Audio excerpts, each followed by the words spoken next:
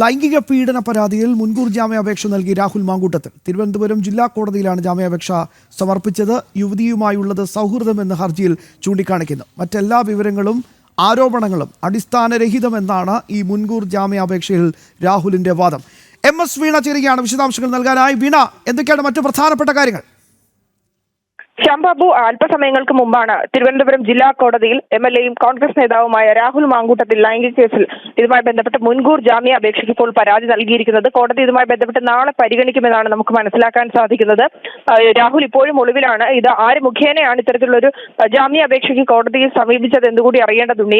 ഇതുമായി ബന്ധപ്പെട്ട് പലതരത്തിലുള്ള ആദ്യഘട്ടത്തിലടക്കം പലതരത്തിലുള്ള ആരോപണങ്ങൾക്കും താൻ നിരപരാധിയാണെന്നുള്ള ആരോപണങ്ങളടക്കമൊക്കെ രാഹുൽ പറഞ്ഞിട്ടുണ്ട്. ഇപ്പോൾ ഇതുമായി ബന്ധപ്പെട്ട് ജാമ്യ ഹർജിയിൽ രാഹുൽ പറയുന്നത് പെൺകുട്ടിയുമായി തനിക്കുള്ളത് സൗഹൃദം എന്ന വാദമാണ് ജാമ്യ ഹർജിയിൽ പറയുന്നത്. എന്നാൽ കേസെടുത്ത് പോലീസ് അന്വേഷണം ആരംഭിച്ചിരിക്കുകയാണ്. മജിസ്ട്രേറ്റിന്റെ അടക്കം മുന്നിൽ യുവതി ഇതുമായി ബന്ധപ്പെട്ട രഹസ്യമൊഴി നൽകിയിട്ടുണ്ട്. തനിക്ക് ഇതുമായി ബന്ധപ്പെട്ട് നേരിടേണ്ടി വന്ന ലൈംഗിക പീഡനങ്ങളെ കുറിച്ചും വ്യക്തമായി തന്നെ പോലീസിനും മജിസ്ട്രേറ്റിനും അടക്കം മൊഴി നൽകിയിട്ടുണ്ട്. ഒപ്പം തന്നെ ഭ്രൂണഹത്യയ്ക്ക് മരുന്ന് നൽകുകയും അതുമായി ബന്ധപ്പെട്ട് യുവതിക്കുണ്ടായ ശാരീരിക മാനസിക ബുദ്ധിമുട്ടുകളടക്കം അന്വേഷണത്തിന്റെ പരിധിയിൽ വരുമ്പോൾ, അതായത് ഇപ്പോൾ പോലീസ് ചാർജ് ചെയ്തിരിക്കുന്ന കേസിലടക്കം 10 വർഷം മുതൽ 20 വർഷം വരെ ജീവപര്യന്തം തടവ് ശിക്ഷ ലഭിക്കുവാൻ തരത്തിലുള്ള വകുപ്പുകൾ ചുമത്തിയ കേസുകളാണ് എടുത്തിരിക്കുന്നത്. അതിനാൽ തന്നെ ഗൗരവമേറിയ കേസായാൽ തന്നെ രാഹുലിന് ജാമ്യം കിട്ടുമോ എന്നുള്ളതും ഇനി പ്രധാനപ്പെട്ട കാര്യമാണ്. ഇതുമായി ബന്ധപ്പെട്ട ആദ്യഘട്ടത്തിലൊക്കെ വലിയ തരത്തിലുള്ള ന്യായവാദങ്ങൾ നടത്തുകയും നിരപരാധിത്വം എന്ന തരത്തിൽ വാദിക്കുവാൻ തരത്തിലുള്ള പലതരത്തിലുള്ള നിലപാടുകളൊക്കെ രാഹുൽ സ്വീകരിച്ചിരുന്നുവെങ്കിൽ പോലും യുവതി പരാതി നൽകിയതോടുകൂടി കൂടുതൽ ഞെട്ടിക്കുന്ന വിവരങ്ങളാണ് പുറത്തു വന്നത്. ഭ്രൂണഹത്യയ്ക്ക് അടക്കം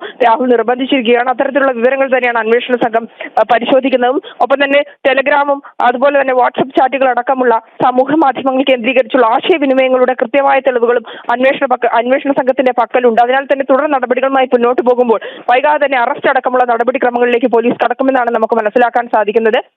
രാഹുൽ ഇതുമായി ബന്ധപ്പെട്ട് കുരുക്ക് മുറുകുമെന്നുള്ള സാഹചര്യം ഉറപ്പായത്തിലാണ് ഇപ്പോൾ ജാമ്യാപേക്ഷയുമായി കോടതിയെ സമീപിച്ചിരിക്കുന്നത്. എന്നാൽ ഇതിനു മുമ്പ് തന്നെ കോടതി പരിഗണിക്കുന്നതിന് മുമ്പ് തന്നെ പോലീസ് അറസ്റ്റ് അടക്കമുള്ള നടപടിക്രമങ്ങൾ വേഗത്തിലാക്കുവാൻ സാധ്യതയുണ്ടെന്നാണ് നമുക്ക് മനസ്സിലാക്കാൻ സാധിക്കുന്നത്.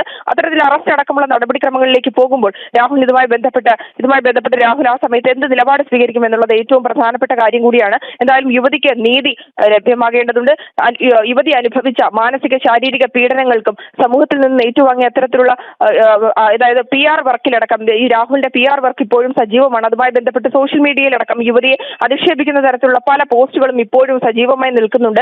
ഇത്തരത്തിലുള്ള കാര്യങ്ങളിലടക്കം രാഹുൽ മറുപടി പറയേണ്ടി വരും. തന്നെ ന്യായീകരിക്കുന്ന വാദങ്ങളടക്കം രാഹുൽ നിലനിൽക്കുമ്പോൾ പോലും ചാറ്റുകളും സാങ്കേതിക ഇതുമായി ബന്ധപ്പെട്ടുള്ള തെളിവുകളും, അതായത് യുവതിയുമായുള്ള ബന്ധത്തിന്റെ കൃത്യമായ തെളിവുകളും പുറത്തു വന്ന അടിസ്ഥാനത്തിൽ രാഹുലിന് ജാമ്യം തള്ളുവാനുള്ള സാധ്യതയും നിലനിൽക്കുന്നുണ്ട്. എന്തായാലും ഇതുമായി ബന്ധപ്പെട്ട് നാളെയായിരിക്കും ജാമ്യാപേക്ഷ പരിഗണിക്കുക എന്നാണ് നമുക്ക് ഈ ഘട്ടത്തിൽ മനസ്സിലാക്കാൻ സാധിക്കുന്നത്. മൊബൈൽ ഫോൺ ഇപ്പോഴും രാഹുലിന്റെ സ്വിച്ച് ഓഫ് ആണ്. അത് മാത്രമല്ല ഇപ്പോഴും രാഹുൽ ഏതോ ഒളി സങ്കേതത്തിൽ കഴിയുകയാണ്. അതിനാൽ തന്നെ ബന്ധപ്പെട്ട് ജാമ്യാപേക്ഷയുടെ വിവരങ്ങൾ പുറത്തു വന്നതിന് ശേഷമായിരിക്കും രാഹുൽ പുറത്തേക്ക് വരിക. എന്നാൽ അന്വേഷണ സംഘം രാഹുലിനെ പിടികൂടാനുള്ള അറസ്റ്റിന് ആയിട്ടുള്ള നടപടിക്രമങ്ങളുമായി മുന്നോട്ട് പോവുകയാണ്. ശ്യാംബാബു, അല്ല, ഇതിലെ ഏറ്റവും പ്രധാനപ്പെട്ട പോയിന്റ് ഈ വിഷയത്തിൽ രാഹുല് അവകാശപ്പെടുന്നത് ഈ അതിജീവിതയുമായുള്ളത് സൗഹൃദം മാത്രമാണെന്ന്. അപ്പം ഈ അതിജീവിത മുന്നോട്ട് വെച്ച പ്രധാനപ്പെട്ട ഞെട്ടിപ്പിക്കുന്ന ഗൗരവമാർന്ന കൃത്യമായി തന്നെയുള്ള തെളിവുകൾ സഹിതം ചില ആരോപണങ്ങൾ മുന്നോട്ട് വയ്ക്കുന്നുണ്ട്. അപ്പോൾ അതൊക്കെ നിശിതമായി തന്നെ രാഹുൽ വിമർശിച്ചുകൊണ്ടാണോ ഈ മുൻകൂർ ജാമ്യം തേടിയത് എന്നാണ് ഇനി അറിയേണ്ടത്. മറ്റ് പ്രധാനപ്പെട്ട ഈ ഞാൻ മനസ്സിലാക്കുന്നത് ജില്ലാ കോടതിയിലാണ് ഇപ്പോൾ മുൻകൂർ ജാമ്യം തേടി രാഹുൽ എത്തിയിരിക്കുന്നത്. കോൺഗ്രസിൻ്റെ MLA കൂടിയായ രാഹുൽ എത്തിയിരിക്കുന്നത്. പക്ഷേ അവിടെ ഏറ്റവും പ്രധാനപ്പെട്ട കാര്യം ഭ്രൂണഹത്യ അടക്കമുള്ള കൊടും ക്രൂരതകളാണ് ഈ വിഷയത്തിൽ രാഹുലിനെതിരെ FIR-ൽ ചുമത്തിയിരിക്കുന്നത്. അപ്പോൾ സ്വാഭാവികമായിട്ടും നിസ്സാരമല്ല വകുപ്പുകൾ, ജാമ്യമില്ലാ വകുപ്പുകൾ തന്നെയാണ്. വളരെയധികം ഗൗരവമാർന്ന കുറ്റങ്ങളാണ് രാഹുൽ ചെയ്തത് എന്ന രീതിയിലാണ് FIR-ൽ കൃത്യമായി തന്നെ പറയുകയും ചെയ്യുന്നത്. അപ്പോൾ അതിൻ്റെ അടിസ്ഥാനത്തിൽ ഇതിലൊരു രാഷ്ട്രീയം കലർത്താനുള്ള നീക്കം കോൺഗ്രസിൻ്റെ ഭാഗത്തുനിന്ന് ഉണ്ടോ എന്ന് സംശയിക്കേണ്ടി വരുമോ വീണ?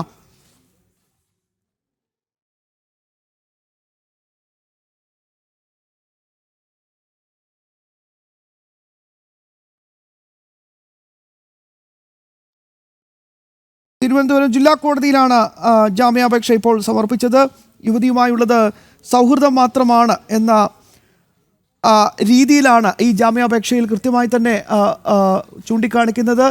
എല്ലാ ആരോപണങ്ങളും അടിസ്ഥാനരഹിതമാണെന്ന് പറയുന്നു. രാഷ്ട്രീയ പ്രേരിതമാണ് എന്നാണ് മറ്റൊരു പ്രധാനപ്പെട്ട പോയിന്റ് രാഹുൽ ഉന്നയിക്കുന്നത്. ഉഭയസമ്മത പ്രകാരമുള്ള ബന്ധമാണ് എന്നൊക്കെ രീതിയിൽ ചില കാര്യങ്ങളും ചൂണ്ടിക്കാണിക്കുന്നുണ്ട്. മുൻകൂർ ജാമ്യാപേക്ഷയിൽ സ്വാഭാവികമായിട്ടും അത്തരത്തിലുള്ള കാര്യങ്ങളാണ് ചൂണ്ടിക്കാണിക്കുക. ഏതൊരു ലൈംഗിക ആരോപണ കേസിലെ പ്രതിയും ചെയ്യുന്ന കാര്യങ്ങളായിട്ട് വേണം നമുക്കിതിനെ വ്യാഖ്യാനിക്കാൻ. എന്തായാലും നെയ്യാറ്റിൻകര കോടതിയിൽ ഇന്ന് കൃത്യമായി തന്നെ അതിജീവിതയുടെ മൊഴി രേഖപ്പെടുത്തിയിരുന്നു. അതിന് തൊട്ടു പിന്നാലെയാണ് ജില്ലാ കോടതിയിൽ രാഹുൽ മാങ്കൂട്ടത്തിൽ ഈ ഒരു ജാമ്യാപേക്ഷയുമായി എത്തിയിരിക്കുന്നത്.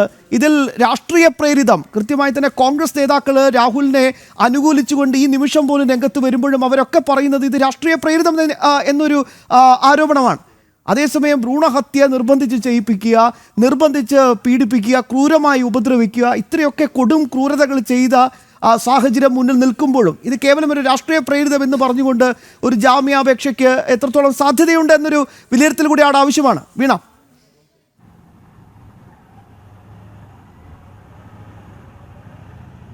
തീർച്ചയായും അതായത് വലിയ ധാർമ്മികതയും സ്ത്രീ സംരക്ഷണ കാര്യത്തിലടക്കം വലിയ വീമ്പ് പറച്ചിൽ നടത്തുന്ന പാർട്ടിയാണ് കോൺഗ്രസ്. എന്നാൽ ആദ്യഘട്ടത്തിലൊക്കെ ഇതുമായി ബന്ധപ്പെട്ട് വരുമ്പോൾ രാഹുൽ അടക്കം വെല്ലുവിളിച്ചിരുന്നത് പരാതി എവിടെ, ഇത് മാധ്യമ സൃഷ്ടിയാണെന്നുള്ള ആരോപണങ്ങളാണ്. തുടർന്ന് യുവതി തന്നെ തനിക്ക് നേരിടേണ്ടി വന്ന മാനസിക ശാരീരിക ബുദ്ധിമുട്ടുകളെയും താൻ കടന്നുപോയി അനുഭവിച്ച രാഹുൽ പരാതിക്ക് വേണ്ടി CPM-ഉം BJP-യുടെയും കൂട്ടുകെട്ടാണ് എന്ന രീതിയിൽ വരുന്നുണ്ട്. ആരോപണങ്ങൾ നിഷേധിക്കുന്നു. കൃത്യമായി തന്നെ ഇതിൽ രാഷ്ട്രീയം കലർത്തുകയാണ് രാഹുൽ ഈ നിമിഷം കൊണ്ട് ചെന്നെത്തിച്ചിരിക്കുന്നത്. വീണ, കുറച്ചുകൂടി ഗൗരവം കൂടുകയാണ്. വീണ,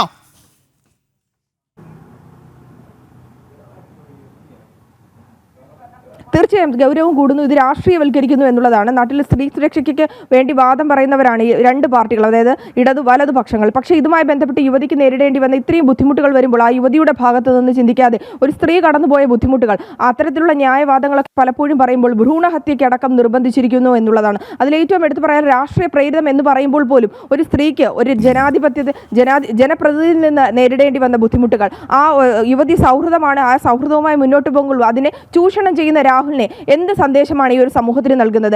MLA സ്ഥാനത്ത് നിന്ന് രാജിവെക്കുവാനുള്ള ഒരു ധാർമ്മികതയിലേക്ക് രാഹുൽ കടക്കേണ്ടതാണ്. പാർട്ടിയടക്കം അതിനുള്ള നടപടിക്രമങ്ങൾ രാഹുൽ നിന്ന് ചോദിച്ചു വാങ്ങേണ്ടതുമാണ്. എന്നാൽ യുവതിയെ പഴി പറയുന്നതാണ് നമ്മൾ കഴിഞ്ഞ ദിവസം മുതൽ തന്നെ കാണുന്നത്. അതായത് AICC general secretary Deepa Das Munshi അടക്കമുള്ളവർ, വനിതയാണ്, അവർ അടക്കം ഒരു സ്ത്രീക്ക് നേരിടേണ്ടി വന്നതിൽ മാനസികമായ ഒരു പിന്തുണ ആ സ്ത്രീക്ക് നൽകുന്നില്ല എന്നുള്ളതാണ്. കൃത്യമായി ഇതിനെ രാഷ്ട്രീയവൽക്കരിക്കുന്നു. തിരഞ്ഞെടുപ്പ് അടുത്തതിന് ശേഷം ഉണ്ടാകുന്ന രാഷ്ട്രീയ പ്രേരിതത്തിന്റെ അടിസ്ഥാനത്തിലാണ് യുവതി ഇത് പരാതിയുമായി എത്തിയതെന്നുള്ള ആരോപണങ്ങളാണ് നടത്തുന്നത്. രാഹുലിനെ സംരക്ഷിക്കുന്ന നിലപാട് തന്നെയാണ് പാർട്ടി എപ്പോഴും സ്വീകരിച്ചിരിക്കുന്നത്. സസ്പെൻഷൻ എന്ന നടപടിയിൽ മാത്രം ഒതുക്കിയിരിക്കുകയാണ്. വാർത്തകൾ വന്ന സമയത്ത് സ്വീകരിച്ച നടപടിയിലാണ് ഇപ്പോഴും ഉണ്ടാകുന്നത്. എന്നാൽ ഇതുമായി ബന്ധപ്പെട്ട് ഗൗരവമേറിയ വകുപ്പുകൾ ചുമത്തി പോലീസ് അന്വേഷണവുമായി മുന്നോട്ട് പോകുമ്പോഴും രാഹുലിനെ സംരക്ഷിക്കുന്ന നിലപാട് തന്നെയാണ് പാർട്ടി സ്വീകരിക്കുന്നത്. ഇരുപക്ഷവും രാഷ്ട്രീയ പ്രേരിതം എന്ന് പറയുമ്പോൾ സ്ത്രീ സംരക്ഷണത്തിന്റെ കാര്യത്തിൽ കേരളം മാതൃകയാണെന്നുള്ള വീമ്പ് പറച്ചിലൊക്കെ വരുമ്പോൾ ഒരു സ്ത്രീക്ക് നേരിടേണ്ടി വന്ന, ഇത്തരത്തിൽ അനുഭവിക്കേണ്ടി വന്ന, ഒരു ജനപ്രതിനിധിയിൽ നിന്ന് അനുഭവിക്കേണ്ടി വന്ന ക്രൂരമായിട്ടുള്ള പീഡനങ്ങൾ, ആ പീഡനങ്ങൾക്ക് കൃത്യമായിട്ടുള്ള നടപടികൾ, അച്ചടക്ക നടപടികൾ സ്വീകരിക്കുവാൻ പാർട്ടി നിർബന്ധിതമാണ്. അതിലേറ്റവും രാഷ്ട്രീയ പ്രേരിതമായി പറയുന്ന മുഖ്യമന്ത്രിക്ക് പരാതി നൽകി എന്നുള്ളതാണ്. യുവതിയെ സംബന്ധിച്ചിടത്തോളം അവർ ഈ നാട്ടിലെ ഒരു പൗരയെ എന്നെ സംബന്ധിച്ചിടത്തോളം ആർക്ക് പരാതി നൽകണമെന്നുള്ളൊരു സ്വാതന്ത്ര്യം അവർക്കുണ്ട്. ആ സ്വാതന്ത്ര്യത്തിൻ്റെ അടിസ്ഥാനത്തിൽ അവർ എടുത്ത തീരുമാനമാണ്. അതിനെ അടക്കം ചൂഷണം ചെയ്യുന്ന, അതിനെ അടക്കം കുറ്റപ്പെടുത്തുന്ന രീതിക്ക്, അതിനെ അടക്കം രാഷ്ട്രീയവൽക്കരിച്ചുകൊണ്ട് ആ യുവതിയെ മാത്രം ഒറ്റപ്പെടുത്തുന്ന നിലപാടുകളിലേക്ക് പാർട്ടികൾ മാറുമ്പോൾ ഇത് എന്ത് സന്ദേശമാണ് ഇവർ നൽകുന്നത് എന്നുള്ളത് ഏറ്റവും പ്രധാനപ്പെട്ട ചോദ്യമാണ്. അതായത് വനിതാ സ്ത്രീകളടക്കം, വനിതാ പ്രവർത്തകരടക്കം നിരവധി പേരുണ്ട് കോൺഗ്രസിലും ഇടതുപക്ഷത്തുമൊക്കെ. ഇത്തരത്തിൽ സ്ത്രീകളുടെ സുരക്ഷയ്ക്കൊക്കെ വേണ്ടി വാദങ്ങൾ പറയുമ്പോൾ പോലും സമൂഹത്തിൽ ഒരു സ്ത്രീക്ക് നേരിടേണ്ടി വന്ന, അതും ഒരു ജനപ്രതിനിധിയിൽ നിന്ന് നേരിടേണ്ടി വന്ന മോശം പ്രവർത്തികൾ, അവർ കഴിഞ്ഞുപോയി, അവർ അനുഭവിക്കേണ്ടി വന്ന ഇത്തരത്തിലുള്ള ദുരിതങ്ങൾ, അവർക്കുണ്ടായ നഷ്ടങ്ങൾ, അവരുടെ ജീവിതത്തിലുണ്ടായ പ്രതിസന്ധികൾ, ഇതിനൊക്കെ മറുപടി പറയേണ്ടതും നടപടികൾ സ്വീകരിക്കേണ്ടതും അവർക്കിപ്പോൾ ലഭിക്കേണ്ട മാനസിക പിന്തുണയടക്കം ലഭിക്കുന്നില്ല എന്നുള്ളതാണ്. അവരെ തള്ളിപ്പറയുന്ന നിലപാടിലേക്ക് അടക്കം ഇവർ കടക്കുന്നു എന്നുള്ളതാണ്. രാഷ്ട്രീയ പ്രേരിതം എന്ന് പറയുന്നത് അടൂർ പ്രകാശ് അടക്കം ഇപ്പോഴും സംരക്ഷിക്കുന്നത്, രാഹുലിനെ പിന്തുണയ്ക്കുന്ന നിലപാടാണ് സ്വീകരിക്കുന്നത്. അതുപോലെ തന്നെയാണ് KPCC അധ്യക്ഷൻ പോലും അത്തരത്തിലുള്ളൊരു നിലപാട് സ്വീകരിക്കുന്നു. നിയമത്തിന്റെ വഴിക്ക് പോകട്ടെ എന്നുള്ളതും അച്ചടക്ക നടപടി സ്വീകരിക്കുമോ എന്ന കാര്യത്തിലും കഴിഞ്ഞ ദിവസവും ഇന്നുമൊക്കെ മൗനം മാത്രമാണ് പാലിക്കുന്നത്. എന്തുകൊണ്ട് കൃത്യമായിട്ടുള്ളൊരു നടപടിക്രമങ്ങളിലേക്ക് പോകുന്നില്ല? രാജിയടക്കമുള്ള നടപടിക്രമങ്ങൾ ചോദിച്ചു വാങ്ങിക്കുന്നില്ല. അച്ചടക്ക നടപടിക്രമങ്ങൾ പാലിച്ചു എന്ന് പറയുമ്പോഴും കഴിഞ്ഞ ദിവസവും അതിന് മുന്നേയുള്ള ദിവസങ്ങളും, പരാതി നൽകുന്നതിന് മുന്നുള്ള ദിവസങ്ങളിലടക്കം രാഹുൽ പാലക്കാട് സജീവമായിരുന്നു. തദ്ദേശ തിരഞ്ഞെടുപ്പ് പ്രചാരണ പരിപാടിക്ക് സ്ഥാനാർത്ഥികൾക്കൊപ്പം പോകുന്ന ദൃശ്യങ്ങളും വാർത്തകളും ഒക്കെ നമ്മളടക്കം റിപ്പോർട്ട് ചെയ്തതുമാണ്. ഇത്തരത്തിലുള്ള സംഭവങ്ങളുണ്ടായി, ഗൗരവമേറിയ സംഭവങ്ങൾ ഉണ്ടാകുന്നു, പോലീസ് അന്വേഷണം ഉണ്ടാകുന്നു, മജിസ്ട്രേറ്റ് മൊഴിയെടുക്കുന്നു. കൃത്യമായിട്ട് രാഹുലിന്റെ പങ്ക് വെളിപ്പെടുത്തുന്ന രീതിയിലുള്ള കൃത്യമായിട്ടുള്ള തെളിവുകളടക്കം പോലീസിന്റെ ഭാഗത്തുനിന്ന് കിട്ടുന്നു. രാഹുലാണ് പ്രേരിപ്പിച്ചതെന്നടക്കമുള്ള ചാറ്റുകളടക്കം യുവതി പുറത്ത് വിട്ടിട്ടുമാണ്. അത് മാത്രമല്ല, ഏറ്റവും ഗൗരവമാർന്ന ഒരു കാര്യം, ഈ തിരുവനന്തപുരത്ത് വെച്ച് അതിജീവിത കൃത്യമായി തന്നെ തെളിവ് സഹിതം ആരോപിക്കുന്നുണ്ട്. തിരുവനന്തപുരത്തെ ഫ്ളാറ്റിൽ വെച്ച് അതിക്രൂരമായ പീഡനം നടത്തുന്ന ആ സമയത്ത് രാഹുൽ നിയമസഭയിൽ പങ്കെടുത്താണ് തിരിച്ചു വന്നത്. നിയമസഭയിൽ അന്ന് രാഹുലിൻ്റെ ആദ്യ അടിയന്തര പ്രമേയ വിഷയാവതരണം അടക്കമുണ്ടായിരുന്നു. ആശാ വർക്കർമാരുടെ വലിയ രീതിയിലുള്ള വിഷമങ്ങളൊക്കെ അന്ന് കണ്ണീരൊഴിപ്പിച്ചുകൊണ്ടാണ് നിയമസഭയിൽ രാഹുൽ സംസാരിച്ചത്. പക്ഷേ അയാൾ എത്രത്തോളം വലിയ ക്രൂരതയാണ് അന്ന് നടത്തിയത് എന്ന കാര്യത്തിൽ ഇപ്പോൾ ഇതാ വന്നുകൊണ്ടിരിക്കുകയാണ്. കൂടുതൽ വ്യക്തതകൾ, കൂടുതൽ വിവരങ്ങൾ, കൂടുതൽ തെളിവുകളൊക്കെ വന്നുകൊണ്ടേയിരിക്കുകയാണ്. വീണ, ഇതിലൊറ്റ ചോദ്യമേ ഉള്ളൂ. ഈ അപേക്ഷയിൽ, മുൻകൂർ ജാമ്യാപേക്ഷയിൽ കൃത്യമായി തന്നെ കോൺഗ്രസ് ആഗ്രഹിക്കുന്ന പോലെ രീതിയിൽ രാഹുലിനെ രക്ഷിച്ചെടുക്കാനുള്ള നീക്കത്തിൻ്റെ ഭാഗമായി അങ്ങനെ ഒരു വിലയിരുത്തേണ്ടി വരും. കാരണം ഇതിലെ ഓരോ കാര്യങ്ങളും നമുക്ക് ഇഴകീറി പരിശോധിക്കുമ്പോൾ മനസ്സിലാവുന്നത് രാഷ്ട്രീയവൽക്കരിക്കുക, രാഷ്ട്രീയ പ്രേരിതമാക്കുക എന്നുള്ള സ്ഥിരം വാചകങ്ങൾക്കപ്പുറത്തേക്ക് കുറച്ചുകൂടി അതിജീവിതയുടെ ഇൻറ്റഗ്രിറ്റി ചോദ്യം ചെയ്യുന്ന രീതിയിലേക്കൊക്കെ ചില പരാമർശങ്ങൾ കൊണ്ടുവരുന്നുണ്ട് ബോധപൂർവം, അല്ലേ?